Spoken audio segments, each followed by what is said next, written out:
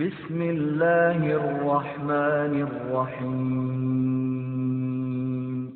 ومن أراد الآخرة وسعى لها سعيها وهو مؤمن فأولئك كان سعيهم مشكورا. ആരെങ്കിലും പരലോകം ഉദ്ദേശിക്കുകയും സത്യവിശ്വാസിയായിക്കൊണ്ട് അതിനുവേണ്ടി അതിൻ്റെതായ പരിശ്രമം നടത്തുകയും ചെയ്യുന്ന പക്ഷം അത്തരക്കാരുടെ പരിശ്രമം പ്രതിഫലാർഹമായിരിക്കും. കുല്ലൻ നുമിദ്ദു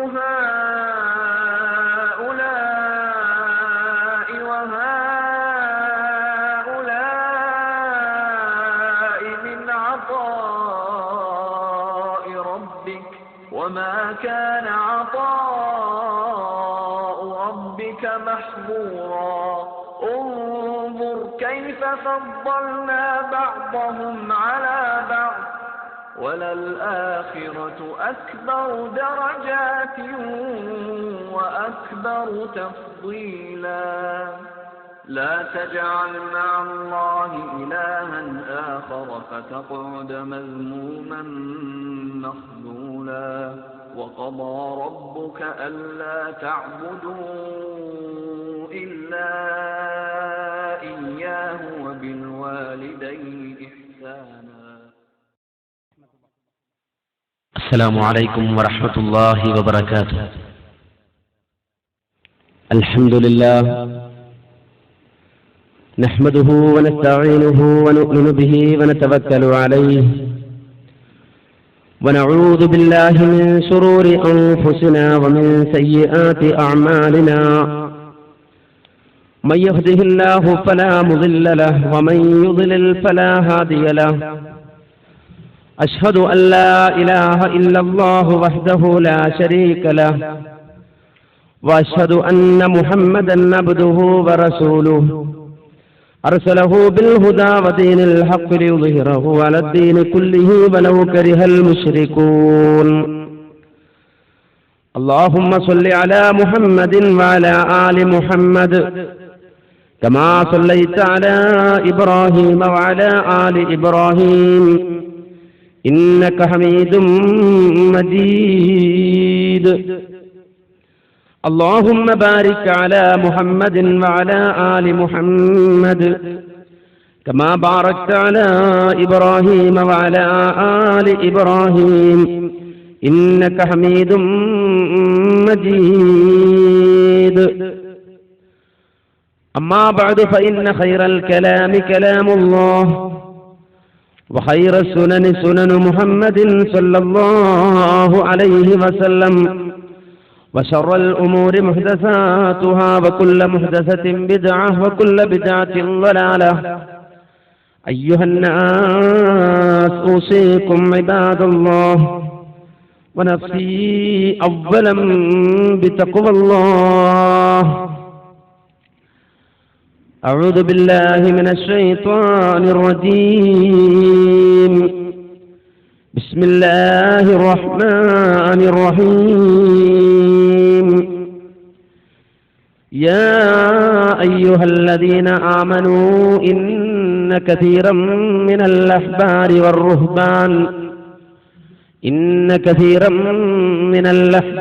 والرهبان ليأكلون أموال الناس بالباطل ويصدون عن سبيل الله.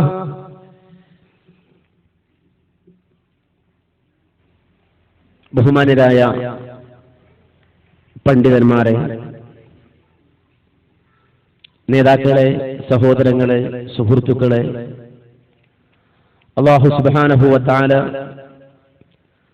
നമ്മുടെ ഈ ഒത്തുചേരൽ സ്വാലിഹായ ഒരമലായി ഖബൂൽ ചെയ്യുമാറാകട്ടെ.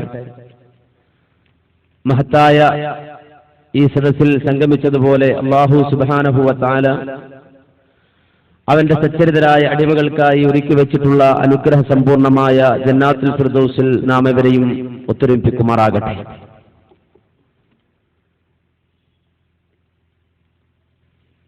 സംസ്ഥാനത്തിനകത്തും പുറത്തുമായി കേരള നദ്വത്തുൽ മുജാഹിദീന്റെ യുവജന വിഭാഗമായ ഇത്തിഹാദ് ശുബ്ബാനിൽ മുജാഹിദീൻ സംഘടിപ്പിച്ചു വരുന്ന വാണിജ്യവൽക്കരിക്കപ്പെടുന്ന ആത്മീയതയ്ക്കെതിരെ എന്ന ക്യാമ്പയിന്റെ ഭാഗമായി നടത്തപ്പെടുന്ന മഹത്തായ ഒരു പരിപാടിയിലാണ് നാം ഓരോരുത്തരും ഇപ്പോൾ ഒത്തൊരുമിച്ചിട്ടുള്ളത്.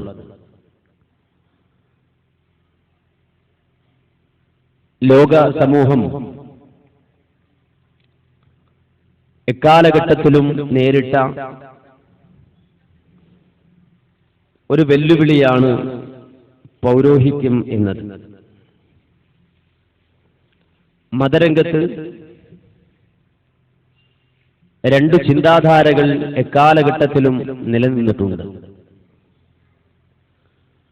അവ പരസ്പരം ഏറ്റുമുട്ടിയിട്ടുമുണ്ട്. ആ ചിന്താധാരകളിൽ ഒന്ന് അള്ളാഹുവിന്റെ നബിമാർ, അള്ളാഹുവിന്റെ പ്രവാചകന്മാർ ഈ ലോകത്തിന് സമർപ്പിച്ച മഹത്തായ ആദർശമാണ്. രണ്ടാമതായി അതിന് സമാന്തരമായി പൗരോഹിത്യം നിർമ്മിച്ച, പുരോഹിതന്മാർ നിർമ്മിച്ച ആദർശമാണ്. ഇത് രണ്ടും ഒരിക്കലും കൂടിച്ചേരുകയില്ല. ഇത് രണ്ടും രണ്ടായി തന്നെ എന്നും ലോകത്ത് നിലനിന്നിട്ടുണ്ട്. ഇസ്ലാമിന്റെ പ്രത്യേകത, ഇസ്ലാമിന്റെ സവിശേഷത, അല്ലാഹു സുബ്ഹാനഹു വ തആല മാനവ സമൂഹത്തിന്റെ മോക്ഷത്തിന് വേണ്ടി, മോചനത്തിന് വേണ്ടി അവതരിപ്പിച്ച ആദർശമാണ് ഇസ്ലാം എന്നതാണ്. അതുകൊണ്ട് തന്നെ ഇസ്ലാമിൽ പൗരോഹിത്യമില്ല. ലാ റുഹ്ബാനിയ്യത ഫിൽ ഇസ്ലാം, ഇസ്ലാമിൽ പൗരോഹിത്യമില്ല എന്നത് സുവിധമായ ഒരു പ്രഖ്യാപനമാണ്. ഇസ്ലാം എന്ന് പറഞ്ഞാൽ ഏതെങ്കിലും ഒരു മനുഷ്യന്റെ പഠനങ്ങളോ ഗവേഷണങ്ങളോ, ഏതെങ്കിലും ഒരു മനുഷ്യൻ പഠിപ്പിച്ച സമർപ്പിച്ച തിസീസുകളോ അല്ല. നേരെ മറിച്ച് അല്ലാഹു സുബ്ഹാനഹു വ തആല വഹയിലൂടെ, ദിവ്യബോധനത്തിലൂടെ, അവന്റെ പ്രവാചകന്മാരിലൂടെ ലോകത്തിന് സമർപ്പിച്ച മഹത്തായ ആദർശമാണ്, ആശയമാണ്.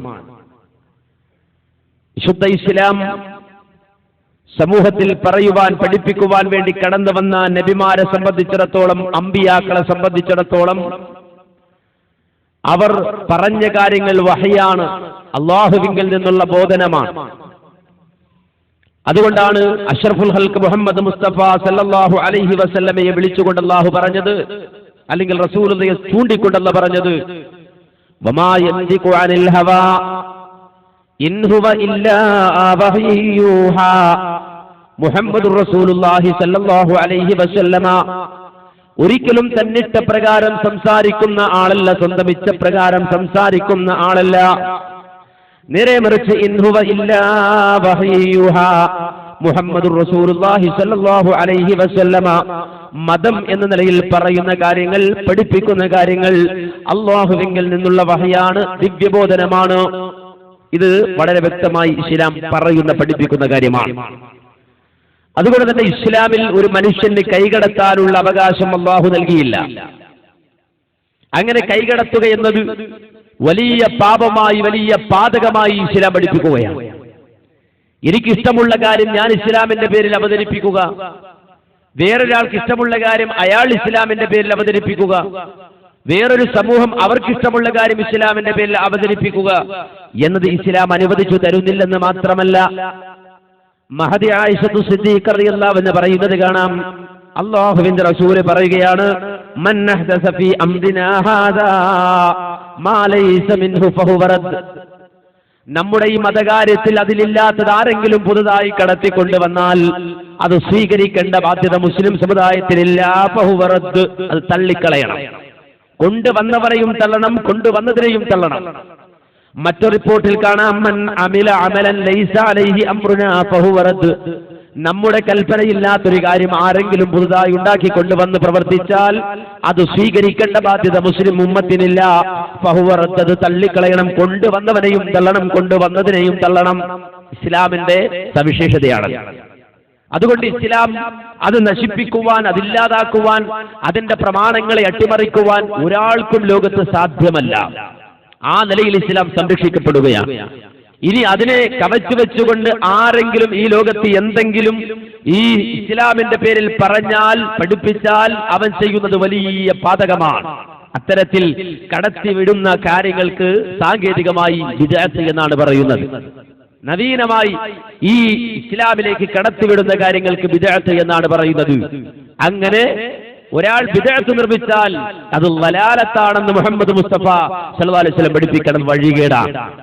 ബിദ്അത്ത് വഴികേടാണ്. വഴികേട് നരകത്തിലേക്കുള്ള പാതയാണ്. ആ വഴികേട് ഒരിക്കലും മുസ്ലിം സമുദായം സ്വീകരിക്കാൻ പാടില്ല. അതുകൊണ്ട് ഇസ്ലാമിക സമൂഹം ഗൗരവകരമായ തെറ്റുകളെ മനസ്സിലാക്കുമ്പോൾ, കുറ്റങ്ങളെ മനസ്സിലാക്കുമ്പോൾ, ഒന്നാമത്തെ തെറ്റ് അല്ലാഹുവിനെ നിഷേധിക്കലാണ്, കുഫ്റാൻ. ഈ ലോകത്ത് ജീവിക്കുന്ന ഒരു മനുഷ്യൻ ചെയ്യുന്ന തിന്മകളിൽ ഏറ്റവും വലിയ തിന്മ കുഫ്റാൻ. ആ കുഫ്ർ കഴിഞ്ഞാൽ ഒരാളെ സംബന്ധിച്ചിടത്തോളം അവൻ ചെയ്യുന്ന തിന്മ ബിദ്അത്താണ്. ഒരു മനുഷ്യൻ ഐഹിക ലോകത്ത് വ്യഭിചരിക്കുന്നു, അതുപോലെ തന്നെ മദ്യപിക്കുന്നു, പലിശ വാങ്ങുന്നു. ഇതെല്ലാം വലിയ പാപങ്ങളാണ്, വൻപാപങ്ങളാണ്, ചെറിയ പാപമല്ല. മദ്യപാനം എന്ന് പറഞ്ഞാൽ തിന്മയുടെ മാതാവാണ്. അവൻ നാളെ പാരത്രിക ലോകത്ത് ഏറ്റവും കഠിനമായ, മോശമായ, മ്ലേച്ഛമായ ശിക്ഷയ്ക്ക് അർഹമാകും. വ്യഭിചാരം എന്ന് പറഞ്ഞാൽ മഹാമോശമാണ്, ഫാഹിഷത്താണ്, ഏറ്റവും മ്ലേച്ഛമായ പ്രവർത്തനമാണ്, അടുക്കരുത് എന്നുള്ള പറഞ്ഞ പാപമാണ്. അതുപോലെ പലിശ എന്ന് പറഞ്ഞാൽ വളരെ ഗൗരവമാണ്, അതിന്റെ എല്ലാം നിയമങ്ങൾ. പക്ഷേ അതിനേക്കാൾ എല്ലാം വലിയ പാപം, അതിനേക്കാൾ വലിയ തെറ്റ് ബിദ്അത്താണ്. വ്യഭിചരിക്കുന്നതിനേക്കാൾ വലിയ തെറ്റ് ബിദ്അത്താണ്.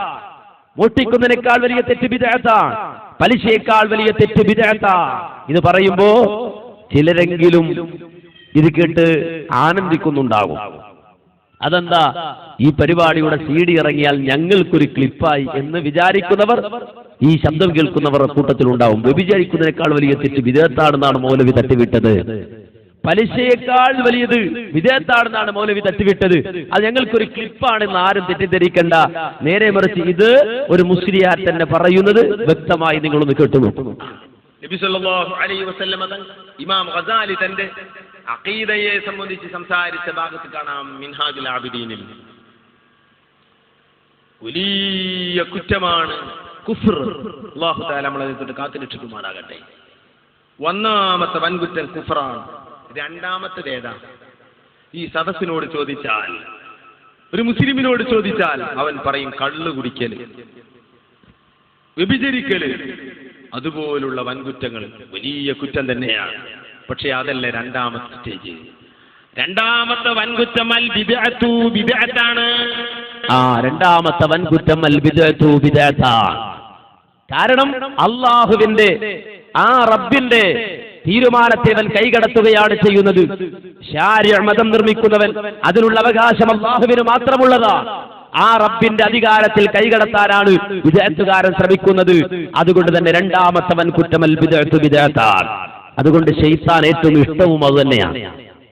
ഒരാൾ കള്ളു കുടിക്കുന്നതിനേക്കാൾ, വ്യഭിചരിക്കുന്നതിനേക്കാൾ പിശാച് ഏറ്റവും ഇഷ്ടപ്പെടുന്നത് എപ്പോഴാ? ബിദ്അത്ത് ചെയ്യുമ്പോഴാണ്. അതാണ് മഹാനായ സുഫിയാൻ സൂരി റഹിമഹുള്ള പറഞ്ഞത്, ഇന്നൽ ബിദ്അത അഹബ്ബു ഇലാ ഇബ്ലീസ മിനൽ മഅസിയ. അറിയപ്പെട്ട പാപങ്ങൾ ചെയ്യുന്നതിനേക്കാൾ, അഥവാ മദ്യപിക്കുക പോലെ, വ്യഭിചാരം പോലെയുള്ള അറിയപ്പെട്ട മഅസിയത്തുകൾ, പാപങ്ങൾ ചെയ്യുന്നതിനേക്കാൾ ഇബ്ലീസിന് ഏറ്റവും ഇഷ്ടം, ശൈത്താന് ഏറ്റവും ഇഷ്ടം ഒരാൾ ബിദ്അത്ത് ചെയ്യുന്നതാണ്. എന്തുകൊണ്ടെന്ന് ചോദിച്ചാൽ, അന്നൽ ബിദ്അത ലാ യുതാബു മിൻഹാ. ഒരാൾ ബിദ്അത്ത് ചെയ്താൽ അവൻ തൗബ ചെയ്യുകയില്ല. കാരണം അത് മതമെന്ന നിലക്കാണ് അവൻ ആചരിക്കുന്നത്. അല്ലാഹുവിങ്കൽ കൂലിയുള്ള കാര്യമെന്ന നിലയിലാണ് അവൻ കൊണ്ടു നടക്കുന്നത്. ദീനിന്റെ ഭാഗമെന്ന് മനസ്സിലാക്കിക്കൊണ്ടാണ് അവൻ ചെയ്യുന്നത്. കൊണ്ട് തന്നെ ലാ യുതാബു മിൻഹാ, അതിൽ നിന്ന് അവൻ പശ്ചാത്തപിച്ച് മടങ്ങുകയില്ല.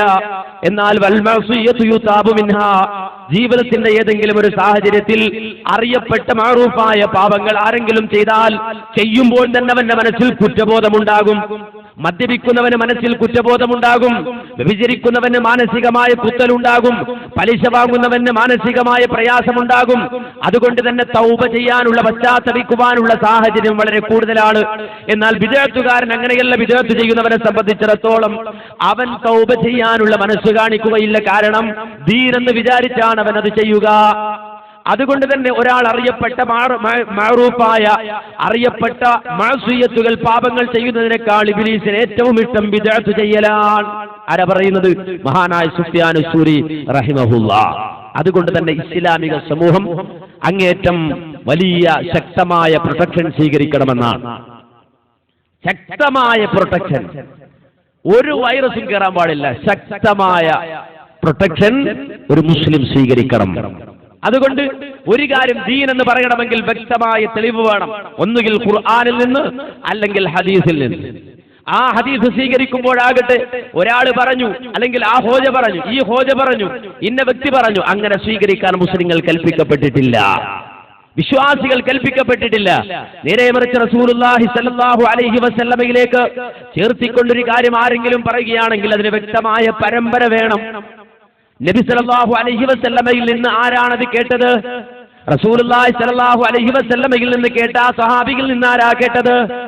ആ താബിയിൽ നിന്ന് പിന്നെ ആരാ കേട്ടത്? ആ തബഉ താബിയിൽ നിന്ന് പിന്നെ ആരാ കേട്ടത്? അങ്ങനെ വ്യക്തമായി റസൂലുള്ളാഹി സ്വല്ലല്ലാഹു അലൈഹി വസല്ലമയിൽ നിന്ന് കേട്ട ഒരു കാര്യം, ആ കാര്യത്തെക്കുറിച്ച് പറയുമ്പോൾ കേട്ടത് ആരാണെന്ന് പറയണം, ഏത് സഹാബിയാണെന്ന് പറയണം, അതുപോലെ തന്നെ പിന്നെ ഏത് താബിയാണെന്ന് പറയണം, പിന്നെ ഏത് തബഉ താബിയാണെന്ന് പറയണം. അവസാനം ഈ ഹദീസ് റിപ്പോർട്ട് ചെയ്യുന്ന മുഹദ്ദിസ്, ആ ഹദീസ് ഉദ്ധരിക്കുന്ന ആള്, അയാൾ വരെയുള്ള കൃത്യമായ പരമ്പര വേണം. എന്ന് മാത്രമല്ല, ഈ പരമ്പരയിൽ വന്നിട്ടുള്ള മുഴുവൻ ആളുകളുടെയും ഹിസ്റ്ററി, അവരുടെ ചരിത്രം വേണം. ആ ചരിത്രത്തിൽ ഇവർ സത്യസന്ധരാണെന്ന് തെളിയിക്കണം. അതാണ് ഇസ്ലാമിക ലോകം വളരെ ശക്തമായി ഈ ലോകത്ത് നിലനിർത്തിപ്പോന്ന അവരുടെ ആചാരം. അതാണ് ഇസ്ലാമിക സമൂഹത്തിന്റെ പ്രത്യേകത. തെളിവില്ലാതെ ഒരു കാര്യം മുസ്ലിം സമൂഹം സ്വീകരിക്കുന്നില്ല. തെളിവില്ലാതെ ഒരു കാര്യം മുസ്ലിം സമൂഹം അംഗീകരിക്കുന്നില്ല.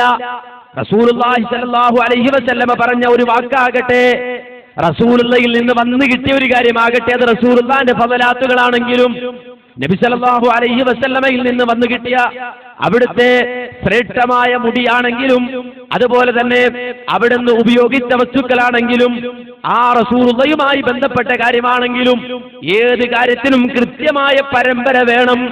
അത് നബിയിൽ നിന്ന് ഇന്നയാൾക്ക് കിട്ടി, അയാളിൽ നിന്ന് ഇന്നയാൾക്ക് കിട്ടി, അയാളിൽ നിന്ന് ഇന്നയാൾക്ക് കിട്ടി. ഈ കിട്ടിയ ആളുകൾ മുഴുവൻ സദൂഖാണ്, സത്യസന്ധരാണ് എന്ന വ്യക്തമായ തെളിവ് വേണം. അതില്ലാത്തത് ഇസ്ലാമിക ലോകം അംഗീകരിക്കുകയില്ല. അത് ഇസ്ലാമിക സമൂഹത്തിന്റെ പ്രത്യേകതയാണ്. ദൗർഭാഗ്യകരമെന്ന് പറയട്ടെ, ഇന്ന് ചില ആളുകൾക്ക് ഇതാണ് പേടി. ഇങ്ങനെയൊക്കെ നിയമം ഉണ്ടാക്കി വെക്കാൻ ആരാ പറഞ്ഞത്?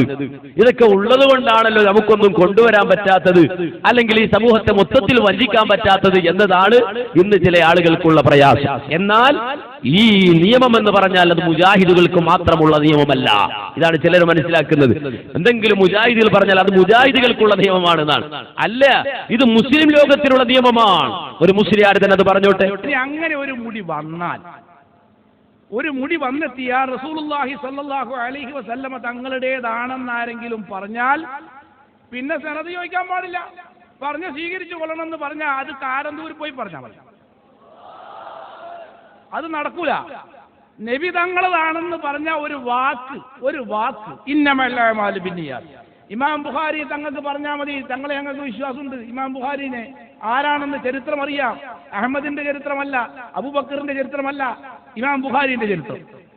ആ ഇമാം ബുഖാരി തങ്ങൾ പറഞ്ഞാൽ മതി, ഇങ്ങനെ പറഞ്ഞിട്ടുണ്ട്, നബി തങ്ങൾ പറഞ്ഞിട്ടുണ്ട്, ഞാൻ പറഞ്ഞ നിങ്ങൾ കേട്ടാൽ മതി എന്ന് പറഞ്ഞാൽ പോയി. എന്തിനാ ഈ സനത് ഇത്രയേറെ വിഷമിച്ച് ഉണ്ടാക്കണം? ഒരാള് ഇടത്ത് ഭാഗത്ത് തുപ്പലിന് പകരം വലത് ഭാഗത്തേക്ക് തുപ്പിയ ആളുടെ പോലും അയാളെ ഈ സനദിലേക്ക് സ്വീകരിക്കപ്പെടുകയില്ല. എന്നിട്ടല്ലേ കളവും 100 കളവും 1000 കളവും പറയുന്നയാളെ സ്വീകരിക്കില്ല. അങ്ങനെ സ്വീകരിക്കപ്പെടാത്ത രീതിയിൽ വളരെ ശക്തമായ സനദിലാണ് റസൂലുള്ളാഹി സ്വല്ലല്ലാഹു അലൈഹി വസല്ലമ തങ്ങളെ സംബന്ധിച്ചുള്ള ഒരു വാക്ക്, നബി തങ്ങൾ ഇങ്ങനെ പറഞ്ഞു എന്ന് പറയുന്ന ഒരു വാക്ക് അതിശക്തമായ സനദിലൂടെ സ്ഥാപിക്കപ്പെടുകയാണ്. അക്കൂട്ടത്തിൽ ഏതെങ്കിലും ഒരാൾ പറ്റാത്തയാളാണെങ്കിൽ, വളരെ ചെറിയ നിലയിൽ എന്തെങ്കിലും ഒരു ളുഅഫിന്റെ ഇല്ലത്തുണ്ടെങ്കിൽ അയാളെ തള്ളി. ഹദീസ് സഹീഹാണെങ്കിൽ പോലും സ്വീകരിക്കപ്പെടുകയില്ല. ഇതെല്ലാ കാര്യത്തിലും ഇങ്ങനെ തന്നെ.